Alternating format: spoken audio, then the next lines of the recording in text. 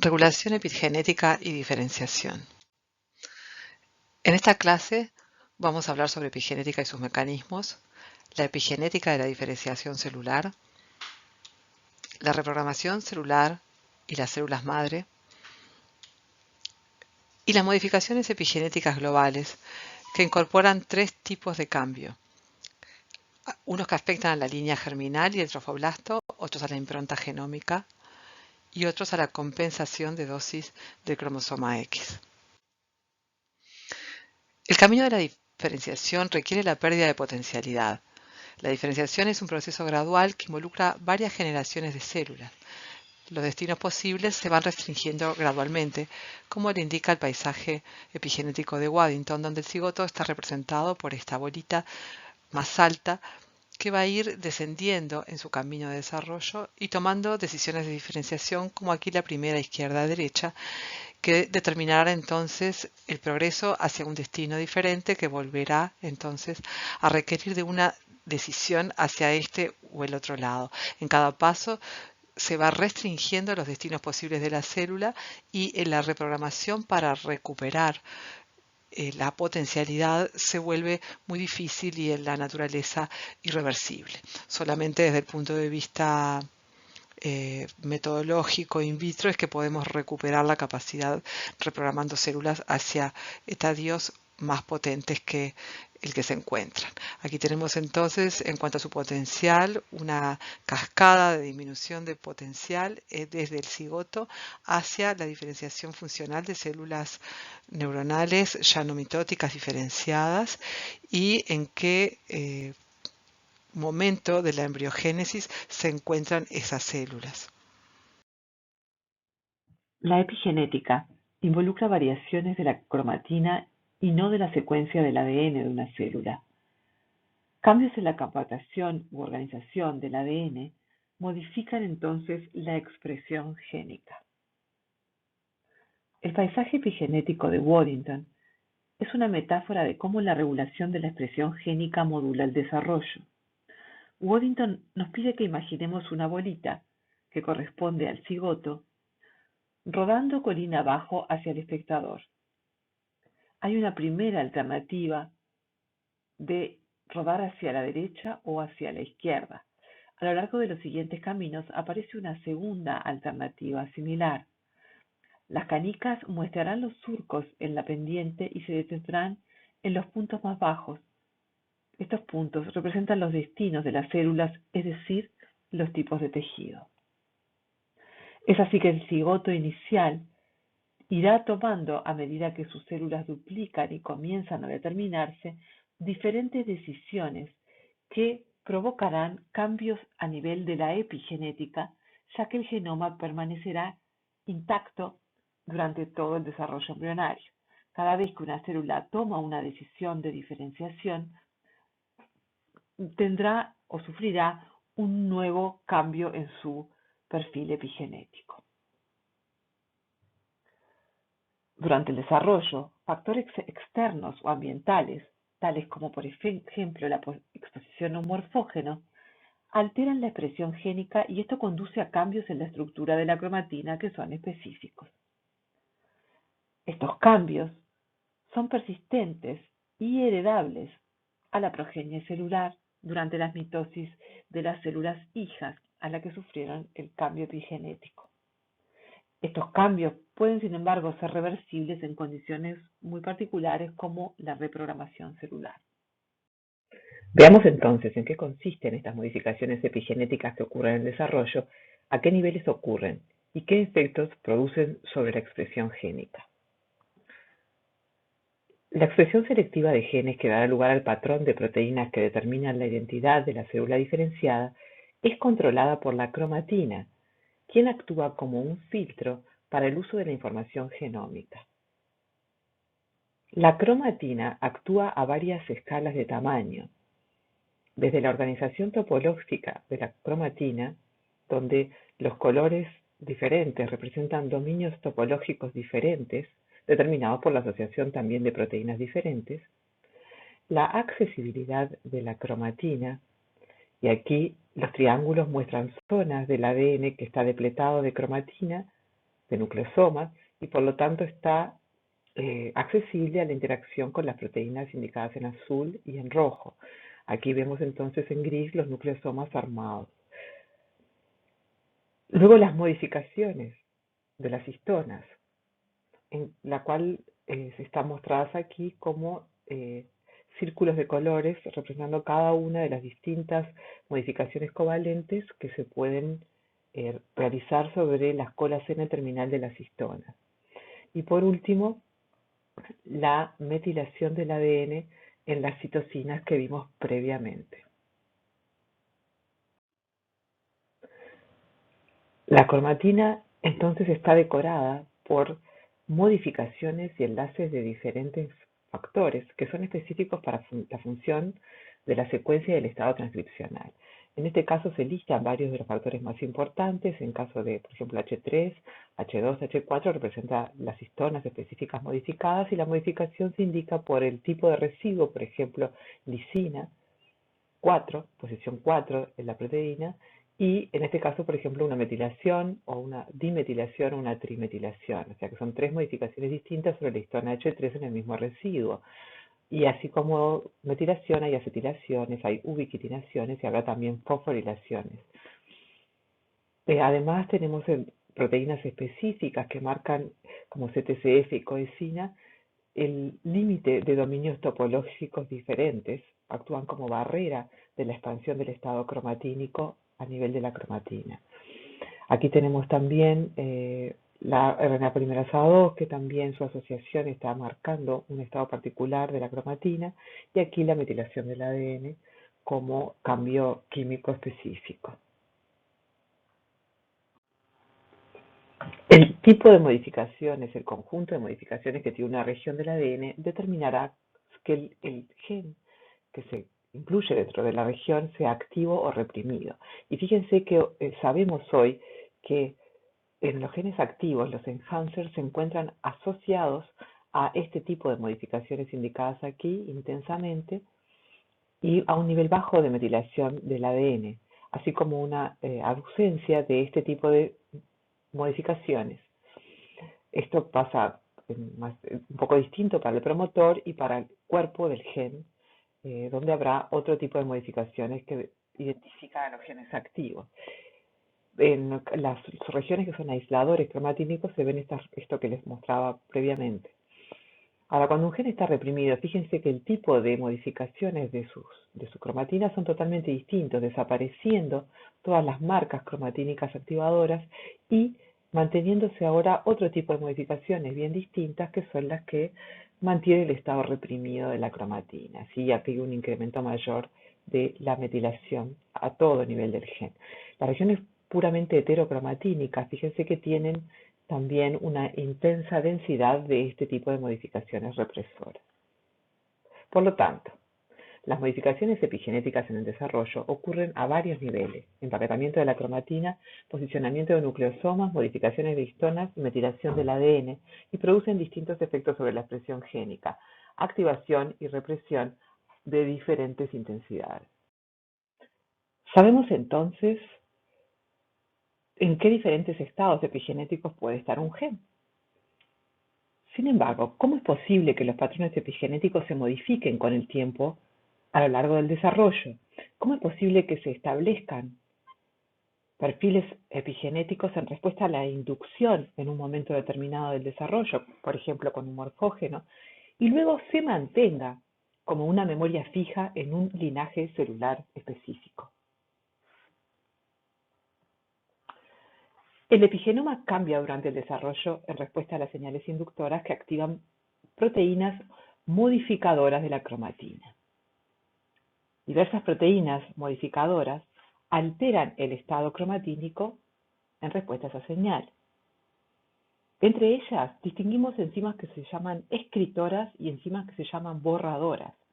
Dentro de las escritoras que modifican a las histonas están las histonas acetiltransferasas y las histonas desacetilasas. También tenemos enzimas que adicionan grupos metilo a las histonas metiltransferasas o de metilasas de histonas. En forma similar, tenemos enzimas escritoras en relación a escribir metilación del ADN, que conocemos como DNA metiltransferasas, y enzimas borradoras de la metilación que conocemos como TET, eso del ADN. Y luego tenemos otras enzimas para cada uno de los tipos de modificaciones que hemos visto en las histonas, como fosforilaciones, ubiquitinación. Las modificaciones, una vez que se establecen en virtud de la modificación de la actividad de estas enzimas en respuesta a una señal, se heredan y mantienen a través de las divisiones celulares, incluso cuando la señal iniciadora ya no está presente, garantizando la memoria de la identidad epigenética del linaje celular.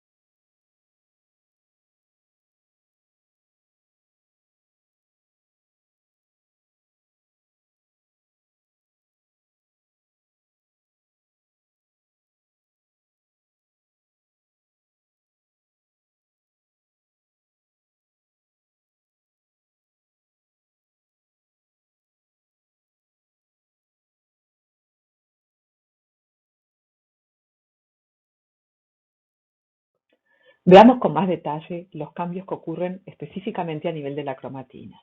Aquí tenemos un esquema que resume las modificaciones posibles del octámero de histonas que forma el nucleosoma en las colas N-terminal de las histonas. Principalmente, me gustaría que observen los dos tipos de proteínas modificadoras de histonas que vimos, que son las escritoras, enzimas que adicionan modificaciones a las histonas, y las borradoras, enzimas que remueven esas modificaciones. Además, en el esquema se muestra otra clase de proteínas, las lectoras. Estas proteínas lectoras, algunas de las cuales son modificadoras de nucleosomas, se unen a las modificaciones histónicas producidas por las escritoras y a la vez son capaces de alterar nucleosomas adyacentes, propagando así el patrón cromatínico a lo largo del cromosoma hasta encontrar señales de bloqueo que separan dominios de la cromatina. Las proteínas remodeladoras de nucleosomas, que se incluyen de este complejo de proteínas lectoras, pueden ser de estos tipos, por ejemplo, es una lista reducida, y tienen dominios de unión a histona, como el bromodominio, etc. La modificación y remodelación del nucleosoma funcionan juntas para incrementar la accesibilidad del ADN y, en otros casos, para silenciar por completo regiones del ADN. Una vez que se ha establecido una firma epigenética desencadenada por señales del desarrollo, esta debe mantenerse para asegurar la identidad del linaje. ¿Qué mecanismos permiten que las células mantengan la configuración epigenética de su propio linaje?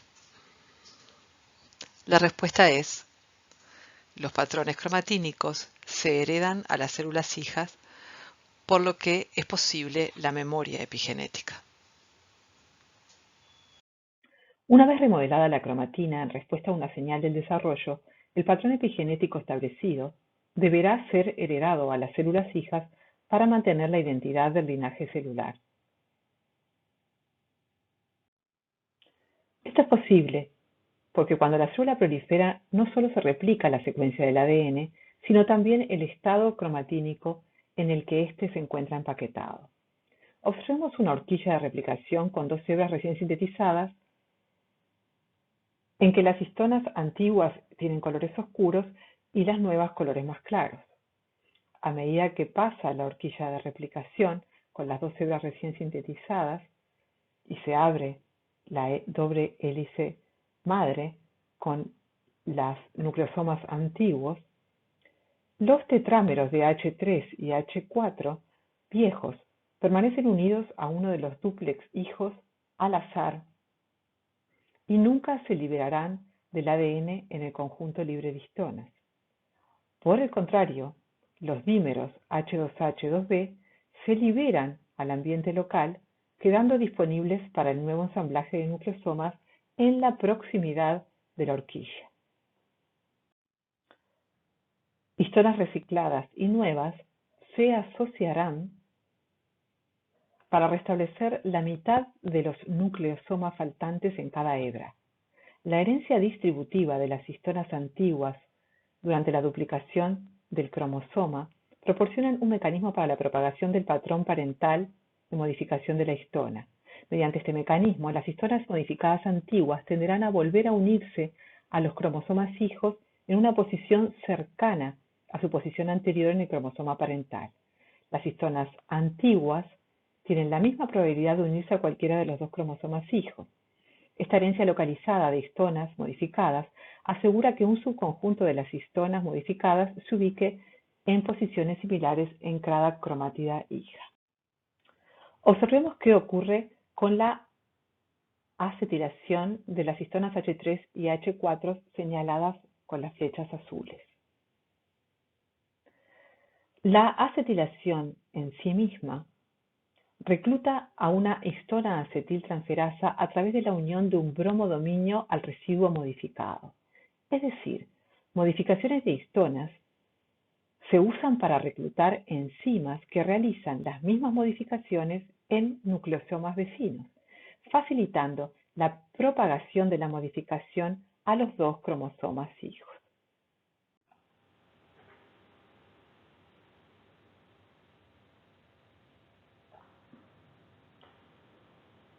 Si bien este es un ejemplo de una modificación activadora, se heredan tanto estructuras cromatínicas activadoras como represoras. Veamos entonces uno de los ejemplos de herencia de complejos represores de la cromatina. Los complejos represivos Polycomb 1 y 2, PRC1 y 2, son represores muy utilizados para silenciar epigenéticamente regiones del ADN a lo largo del desarrollo. El complejo PRC2 es reclutado por proteínas de unión al ADN específicas de secuencia, como es este complejo FORC, que reconocen elementos de respuesta al Polycomb llamados PRE en el ADN. PRC2 contiene una histona metiltransferasa que trimetila la lisina 27 de las colas de las histonas H3. Esta metilación conduce al reclutamiento del complejo PRC1, que se cree que condensa la cromatina o conduce a la colocación del nucleosoma en o cerca del sitio de inicio de la transcripción. Los PRE a menudo se encuentran cerca de los promotores. Un ejemplo clásico de la represión por Polycomb ocurre a nivel de los genes HOX durante el establecimiento temprano del eje anteroposterior. Al igual que los patrones cromatínicos, los patrones de metilación del ADN también se heredan a las células hijas. Las 5-metilcitocinas son generadas a partir de una reacción catalizada por una DNA metiltransferasa a partir de una citosina. Esta modificación es reversible por la acción de las enzimas TET o 10-11 translocation, quienes catalizan la oxidación de la 5-metilcitosina en diversos pasos hasta citosina. Existen dos tipos de DNA metiltransferasas. El tipo 3 Puede metilar cualquier citosina en respuesta a una señal adecuada, como una señal del desarrollo, siendo así una remodeladora de la cromatina de novo. Mientras tanto, las DNA metiltransferasas de tipo 1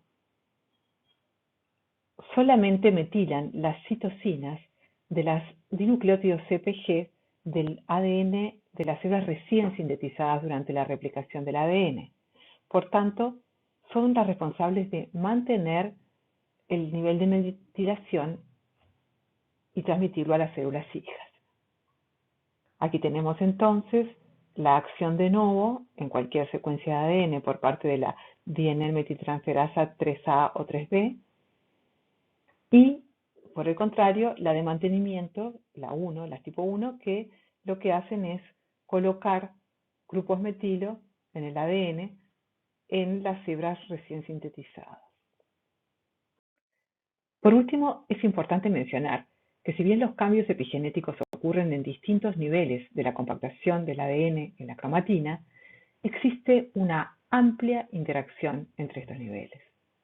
Como ejemplo, vemos la interacción entre la metilación del ADN y la modificación de los nucleosomas. La proteína metil CP2 reconoce la metilación del ADN y es capaz de reclutar a desacetilasas de histonas que remueven los grupos acetilo en A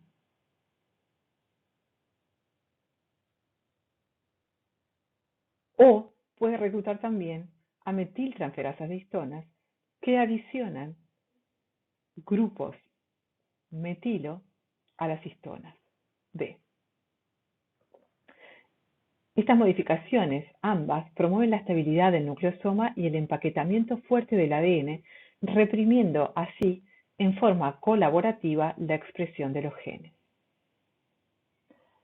Es decir, que la metilación del ADN provoca un silenciamiento génico por sí mismo, pero la unión de MECP2 recluta complejos remodeladores de nucleosomas que son capaces de incrementar el silenciamiento y lograr un bloqueo completo del silenciamiento de los genes que se encuentran en esa región. Como ya mencionamos, la metilación del ADN regula la transcripción génica. La adición de un grupo metilo o CH3 en las citosinas del promotor disminuye la capacidad de unión de factores transcripcionales y de la polimerasa, al igual que ocurre en las regiones potenciadoras, que regulan la expresión génica.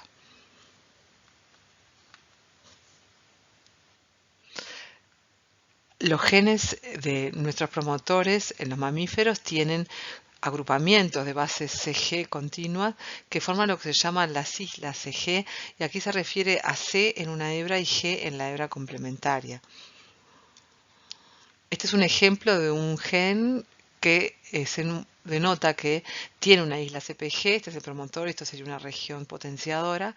Ven los trechos de C ricos en C y los dinucleótidos CG aquí en una hebra y G en la otra.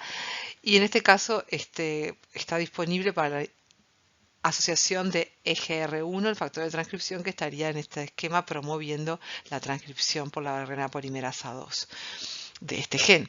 Sin embargo, cuando se adicionan en rojo estas pelotitas que representan los grupos metilo unidos covalentemente ven a la C, a la citosina, la asociación de este factor se ve inhibida y por lo tanto no puede promover la transcripción génica y el gen está inactivo.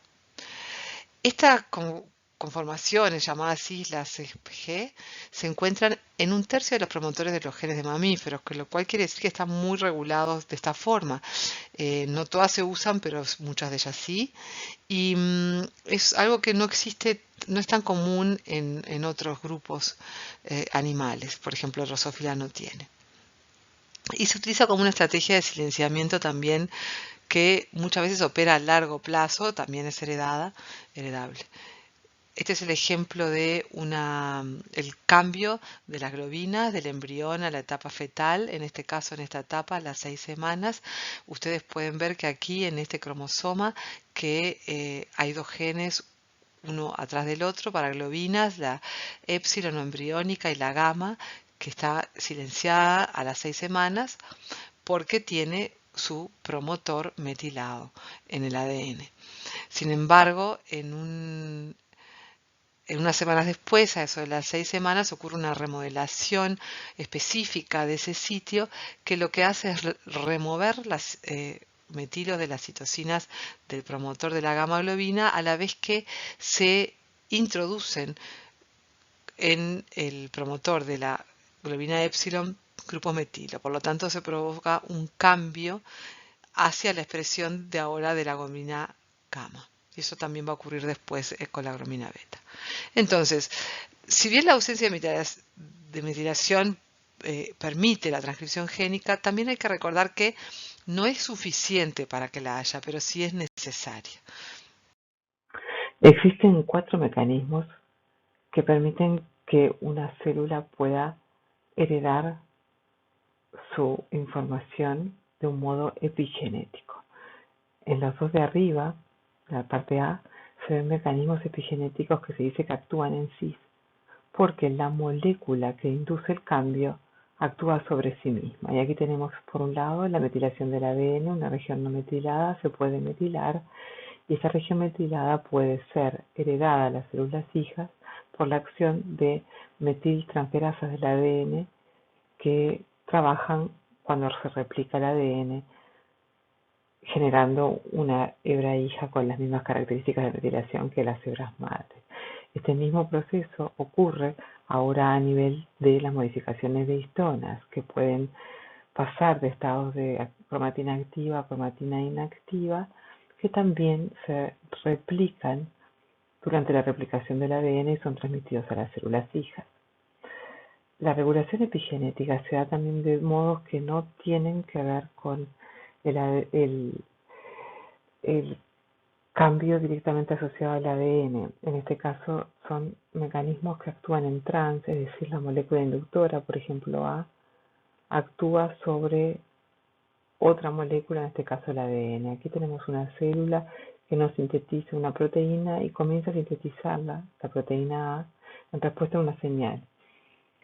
Y como esta proteína es un factor activador de la transcripción de su propio gen, entonces se produce una retroalimentación positiva y este tipo de retroalimentaciones positivas pueden ser transmitidas a las células hijas en la medida que el factor A está en el citoplasma de la célula madre y puede pasar al de las hijas.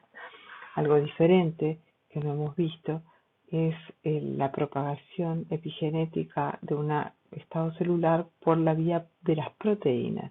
En este caso, proteínas normales pueden cambiar su conformación para plegándose mal y produciendo agregados proteicos o proteínas mal plegadas tipo priones. Estas proteínas mal plegadas propagan el mal plegamiento de las proteínas del mismo tipo y esa propagación se pasa de una célula hija a sus células madre. Disculpen, de las células madre a las células hijas. Las células pueden combinar estos mecanismos para garantizar que los patrones de expresión génica se mantengan y hereden de manera precisa y confiable durante un periodo de hasta 100 años o a veces más, en nuestro propio caso. Habiendo entonces visto los mecanismos generales que gobiernan la regulación epigenética, vamos entonces a ver en más detalle lo que es el efecto de la epigenética sobre la diferenciación celular en sí misma. En el desarrollo, los cambios epigenéticos que llevan al encendido y al mantenimiento de programas de diferenciación son inducidos en respuesta a señales extracelulares. Estas señales pueden estar constituidas por ligandos, un gradiente, una concentración de ciertos ligandos, la combinación de varios de ellos, o la comunicación con célula-célula, con células vecinas, o la matriz extracelular. Y esto va a conllevar a la interacción en la célula receptora y la transducción de esa señal que en algún momento va a llevar a una modificación en la combinación de factores de transcripción y la cromatina, o también como hormonas que pueden ingresar directamente a la célula y activar intracelularmente algún factor de transcripción. Eso va a provocar entonces que haya una nueva transcripción génica, que se unan factores de transcripción al ADN y se encienden y apaguen genes específicos en respuesta entonces a esas señales. Y esos patrones se van a tener que mantener en las siguientes generaciones por los mecanismos de transmisión de la cromatina que vimos previamente. La retroalimentación positiva, la metilación del ADN y cambios en el estado de la cromatina. Es decir, que los cambios epigenéticos de la diferenciación producen activación que lleva al silenciamiento génico y la activación génica mantenida por esos propios mecanismos.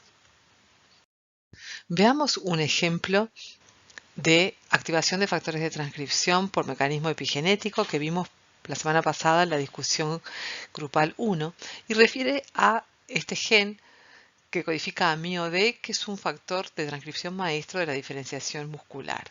Aquí tenemos entonces un grupo de células en el somite, específicamente la región conocida como dermomiótomo, que van a ser los precursores de las células de músculo esquelético y estas células, como ustedes podrán ver, se ubican en un lugar en el que están expuestas a señales diversas de diferentes estructuras circundantes. En este caso, lo que estamos viendo es un embrión de pollo de 2 a 4 días, un corte transversal a nivel del tronco. En esto se ve el tubo neural, la notocorda, la epidermis, los somites y las placas laterales de los dos lados, ¿sí? Entonces estas células están expuestas, como ustedes podrán ver, a la acción, a un gradiente de Wnt, de ligandos de Wnt, la 1 y 3A, que es estimulado por la secreción de BMP4 y eso ocurre desde el tubo neural, la porción dorsal del tubo neural, y también están expuestos a la expresión de Sony Hedgehog o SHH que secreta la notocorda, ¿sí? Y también la placa basal del tubo neural, ¿sí? Por otro lado, desde la placa lateral se secreta BMP4 y FGF8 y la acción de conjunta de Wnt también aquí logra entonces disparar la expresión de factores de transcripción PAX3 que son quienes o los más importantes activadores de la expresión de MyoD. Aquí tenemos entonces MyoD que vamos a ver entonces a recordar qué es lo que hace y la importancia que tiene su regulación epigenética y cómo él también controla la epigenética de los genes que regula después. Esta es entonces la región que estamos observando en particular y quiero que vean este mismo corte longitudinal pero por microscopía de barrido donde se ven aquí las estructuras reales como la notocorda, el tubo neural, los somites, la epidermis, ¿sí? Y como ustedes pueden visualizar ya las células individuales que están ocupando estas estructuras y que todavía no tienen una diferenciación clara.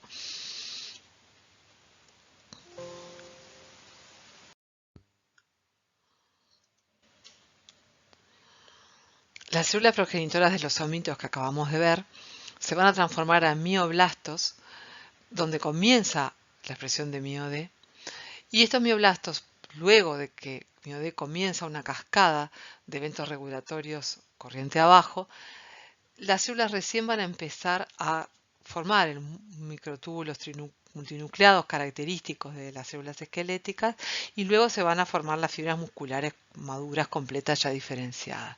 Esto sería entonces esta etapa en la que ya aparece la expresión de genes que van a llevar irreversiblemente a la célula a su destino muscular, se conoce como determinación, depende de las señales extracelulares como acabamos de ver en el esquema anterior, ubicadas con precisión en el tiempo y en el espacio y a una concentración adecuada para ser interpretadas por las células somíticas que son competentes porque ya tuvieron una historia de remodelación cromatínica que les permite entonces, por ejemplo, expresar PAX3, que le va a hacer un factor de competencia en ese momento, y la expresión de genes como MRF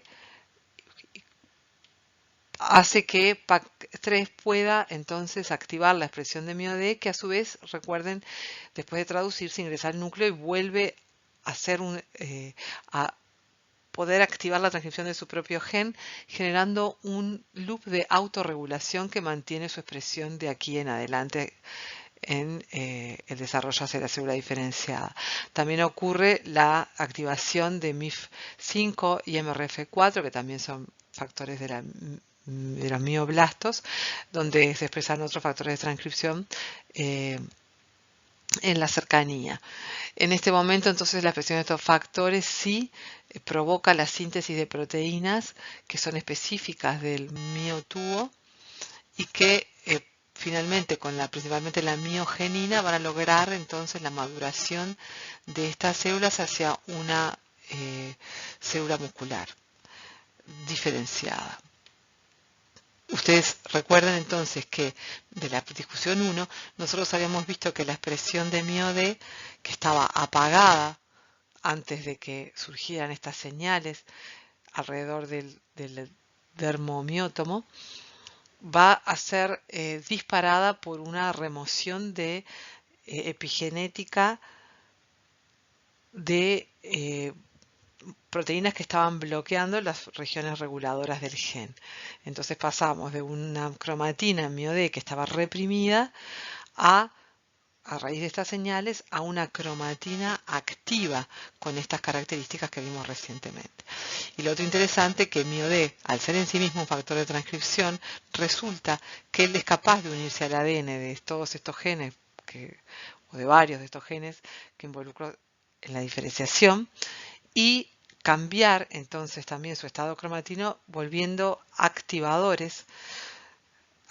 volviéndose activados a nivel epigenético y por lo tanto transcribiéndose todos estos incluidos y otros, lo que permitirá entonces que la célula de la fibra muscular adquiera ese patrón de genes que es específico de músculo. Recientemente se logró descifrar el mapa de ruta del epigenoma humano, y esto fue realizado por un consorcio de muchos centros de investigación que trabajaron sobre la determinación de los patrones epigenéticos del ser humano a nivel de muchos órganos y tejidos, diferentes etapas de la vida embrionaria y de los primeros pasos del desarrollo con sus diferentes tipos celulares. Aquí se ve en esta figura los diferentes análisis que se hicieron sobre cada una de estas células, que involucran el transcriptoma, es decir, la determinación de todos los transcriptos que expresa la célula, la determinación de dónde se ubican y cuántos tipos de modificaciones de las histonas hay, cuán accesible es la cromatina a lo largo de todo el genoma, y tenemos también análisis de estructura de la cromatina en el núcleo y análisis de metilación del ADN, entre otros. Es decir, que fue para cada célula, en cada lugar y en cada momento se determinan todos esos aspectos de su situación cromatínica. Eso se hizo para alrededor de 111 diferentes regiones. Uno de los resultados que obtienen es que si nosotros, por ejemplo, comparamos todos o varios de las células analizadas, solamente teniendo en cuenta la distribución y la cantidad de esta modificación específica de histonas H3K4 metil 1, eso, y cuando nosotros comparamos una célula con otra, logramos que se ordenen las células en función de sus ancestros comunes, ¿sí? Por ejemplo, todo este grupo de células verde son células T de diferentes subclases, y fíjense que todas ellas provienen de un ancestro común que es posible de ser identificado este tipo de relaciones solamente por un tipo de modificaciones de histonas presentes en las células diferenciadas. Si miran en más detalle, acá en diferentes colores se marcan diferentes linajes de células derivadas de la misma célula precursora que se pueden ordenar perfectamente solo en base a un tipo de las modificaciones de histona. Otro hallazgo interesante son que a través de observar la epigenética se pueden deducir los módulos reguladores que están determinados por el epigenoma. Si ustedes se fijan, por ejemplo, todo este grupo de genes en todos estos diferentes tejidos son, corresponden con genes que son de mantenimiento esenciales en prácticamente todas las células, excepto las células madre pluripotentes, ¿sí? Que comparten algunos de ellos, pero no todos. Luego tenemos específicos genes, por ejemplo, que tienen que ver con el desarrollo de la cresta neural, con el desarrollo de estructuras específicas que se asocian a tejidos específicos, que son, digamos, modificaciones epigenéticas que permiten la expresión de grupos de genes que definen tejidos específicos. Enfoquémonos ahora en la posibilidad de una reprogramación celular y en lo que implica el concepto de células madre y sus potenciales aplicaciones. La diversidad de tipos de células que una célula madre puede generar in vivo define su potencia natural. Durante el desarrollo partimos de una célula totipotencial a una sucesiva pérdida de potencialidad, pasando de pluri, multi, a un progenitor, un precursor y una célula diferenciada. Este es un ejemplo particular para la diferenciación de neuronas, pero es lo mismo que ocurre en otros tejidos. Si ustedes observan en el esquema, se marca cuáles son las células que durante el desarrollo tienen estos niveles de potencialidad: cigotos, células embrionarias, stem cells o células madre multipotentes, progenitoras, etc. Y en el correspondientes momentos del desarrollo es el cigoto, el blastocito de la matriz celular interno, y luego el embrión y diferentes regiones del tejido en cuestión.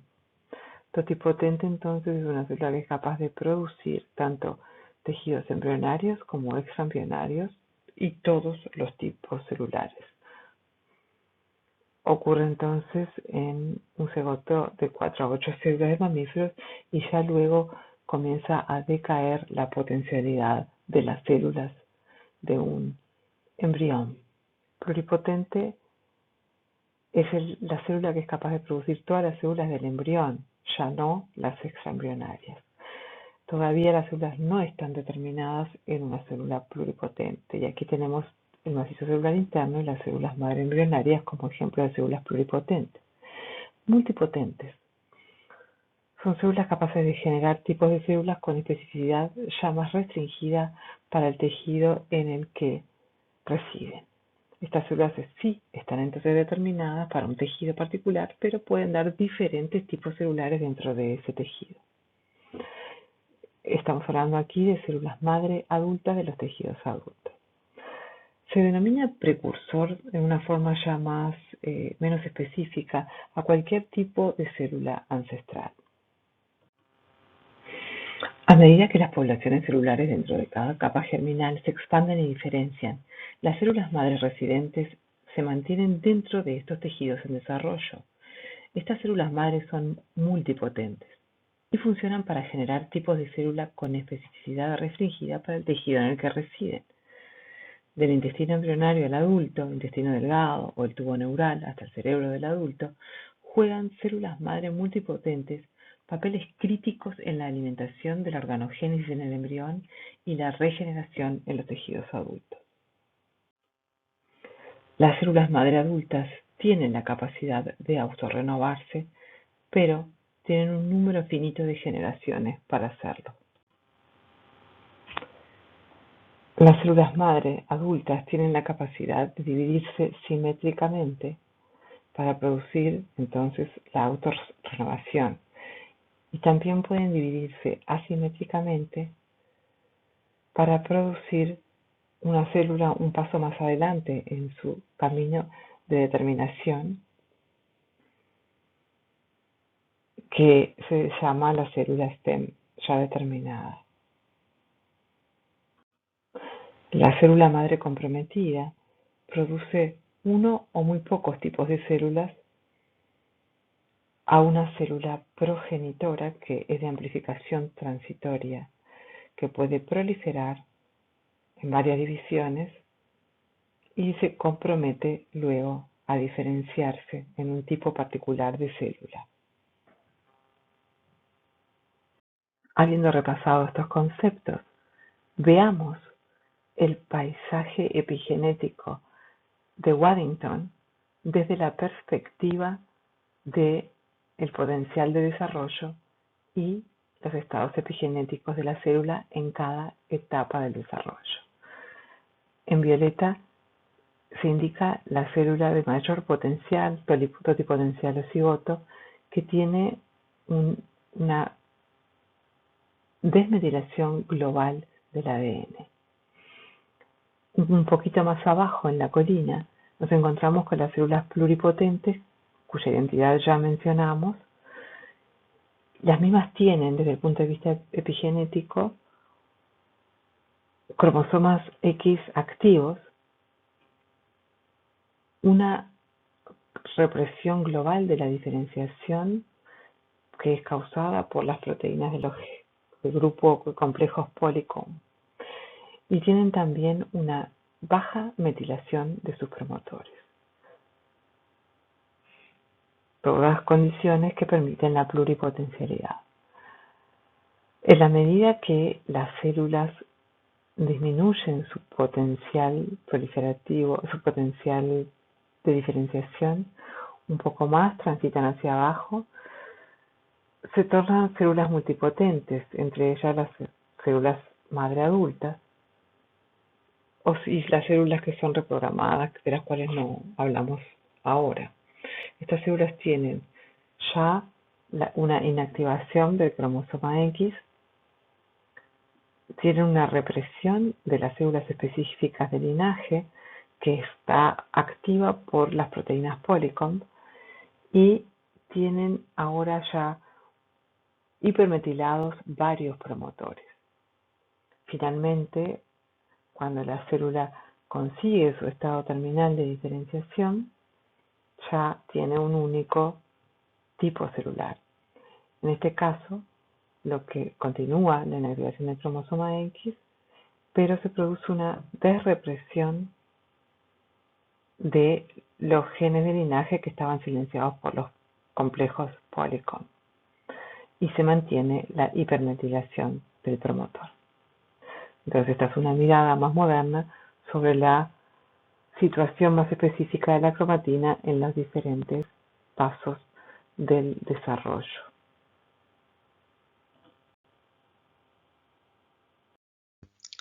Las células madres embrionarias pueden obtenerse a partir de las células del blastocisto, de la masa celular interna o macizo celular interno.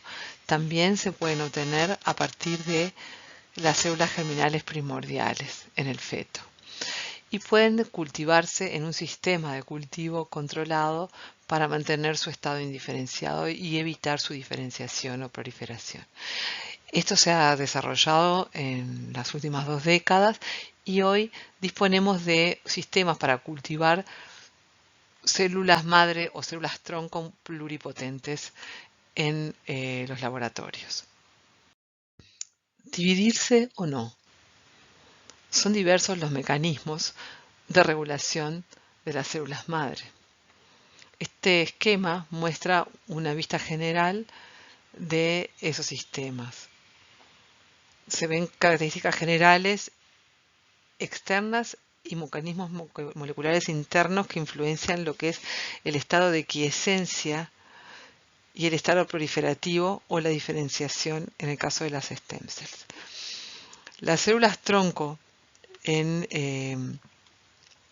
existen en los tejidos adultos para garantizar que se restablezca el número de células en caso de injuria o en caso de muerte en aquellos tejidos que son expuestos a la erosión o a la muerte natural de sus células, como los tejidos de la piel o las mucosas, de la epidermis o mucosas.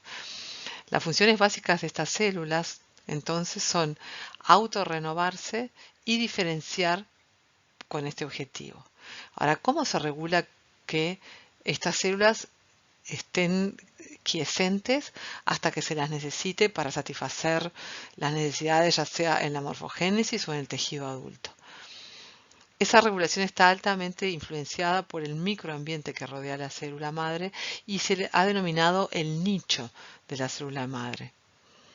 La evidencia que tenemos implica que todos los tejidos poseen un nicho único de células madre, a pesar de que hay muchas diferencias en el tipo de nicho según el tipo celular. En principio, implica mecanismos extracelulares que conducen a cambios de comportamiento celular. Los extracelulares involucran mecanismos físicos de influencia, incluidos factores estructurales de adhesión entre células que soportan la arquitectura de nicho, diferentes tipos de adhesión célula-célula o célula matriz extracelular, así como la densidad celular en el nicho, que puede alterar también, por ejemplo, puede ser alterado por fuerzas mecánicas y también por la regulación química, como lo que es la cercanía y la exposición a ciertas moléculas, por ejemplo señales parácrinas de otras células circundantes que señalizan para mantener ya sea el estado quiescente o desencadenar la proliferación.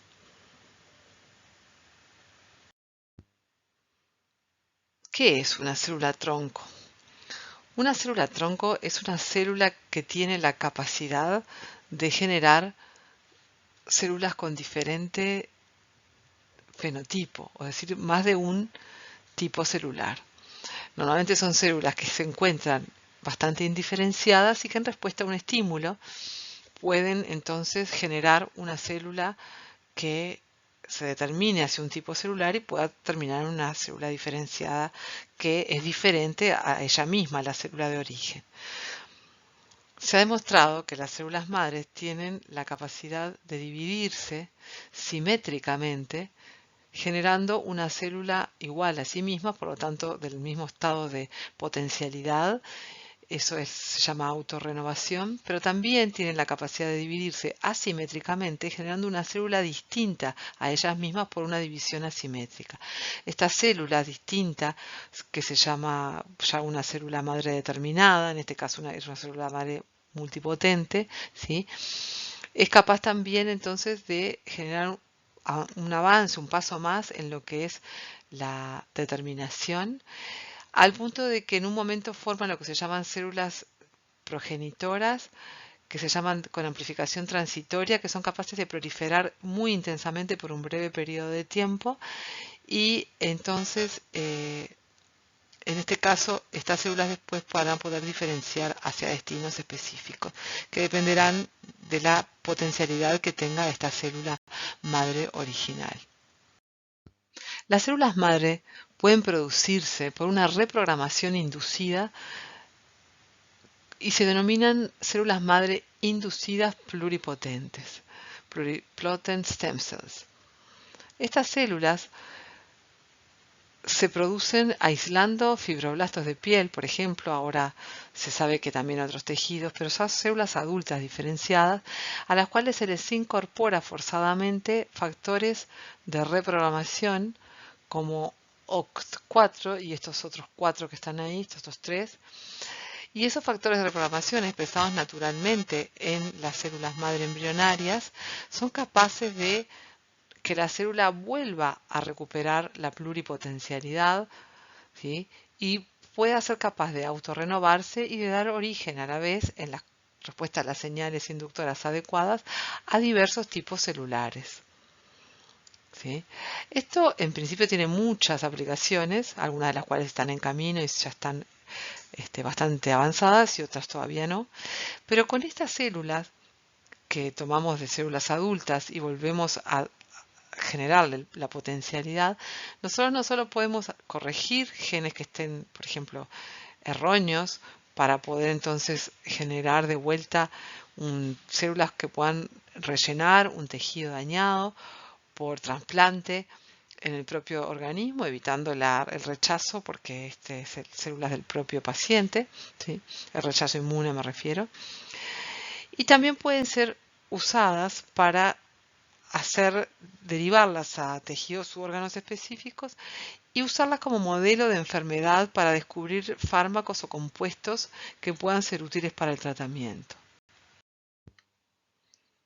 Es posible inducir la diferenciación de células madre hacia diferentes linajes celulares específicos.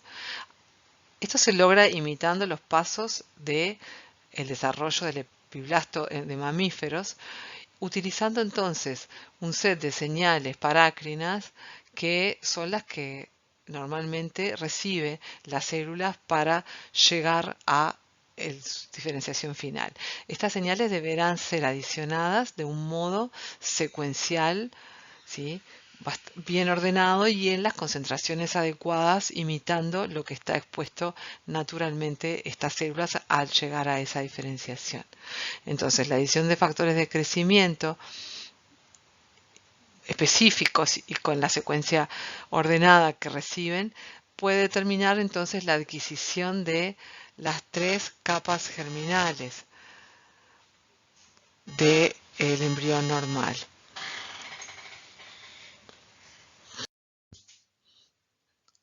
A la vez, se pueden producir organoides o órganos rudimentarios generados a partir de la diferenciación in vitro de células madre. Esto se hace con varias estrategias que usan también factores de crecimiento específico, medios condicionados que promueven la morfogénesis de tejidos específicos tipo órganos.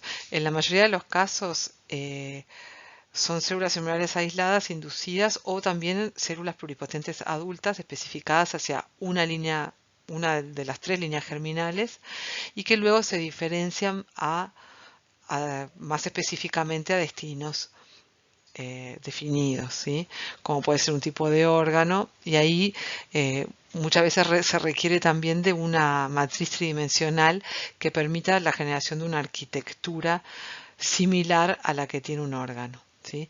En este sentido, estos estímulos con estos diferentes factores morfógenos van a llevar entonces a la célula a expresar genes específicos de tejido, pero fundamentalmente adquirir una arquitectura que depende de las interacciones célula a célula para la construcción de capas y tejidos que recuerdan muchas veces a características esenciales de los tejidos que normalmente se originan con un nivel mucho menor de complejidad.